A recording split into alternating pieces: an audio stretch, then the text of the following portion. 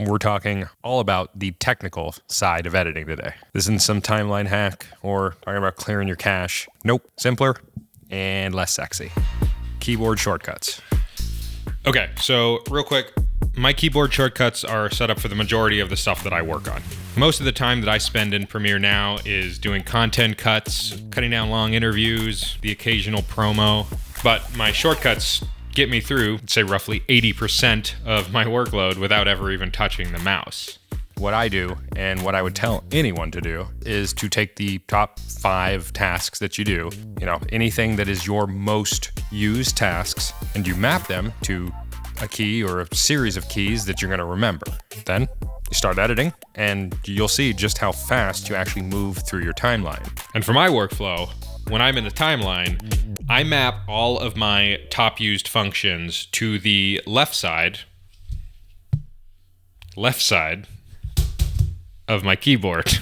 Then my right hand typically bounces between the mouse, the trackpad, or the arrow keys, but I'm gonna get to those in a second. So a few of the first ones I mapped and my favorites are cut,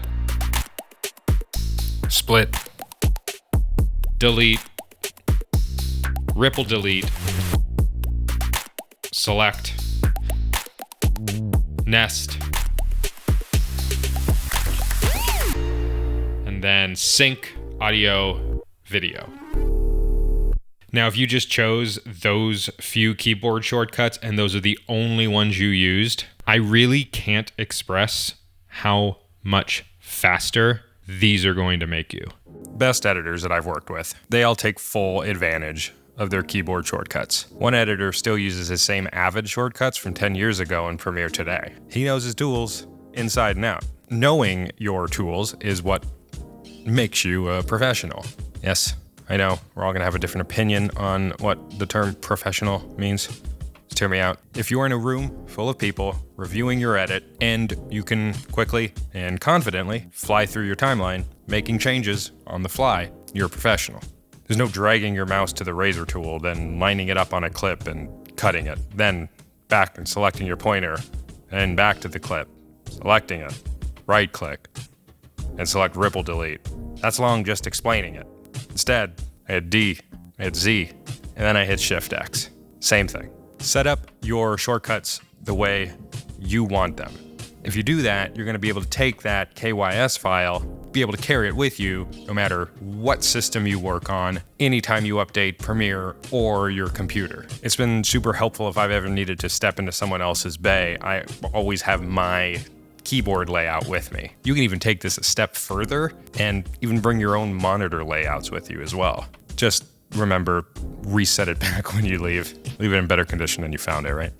Another trick is to use your arrow keys to your advantage. Have your up and down arrow keys jump to every cut, no matter what track. I'm not gonna sit here and tell you it's going to completely change the way you work, but I promise if you ever jump onto a system that doesn't have the keyboard set up like that, it's gonna drive you crazy because of how convenient it makes bouncing around the timeline.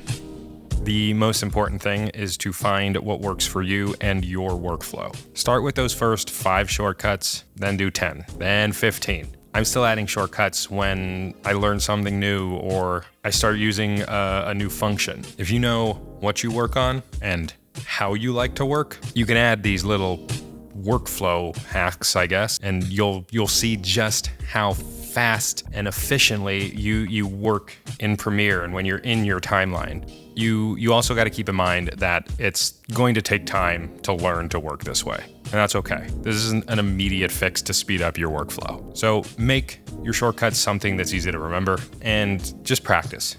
Get used to using them over and over and over. What are some of your little time-saving hacks that you've discovered over the years? If you've never tried setting your own shortcuts and you want to try it, let me know. Let me know if you have questions. And yeah, keyboard shortcuts. I don't know. I'll see you next time.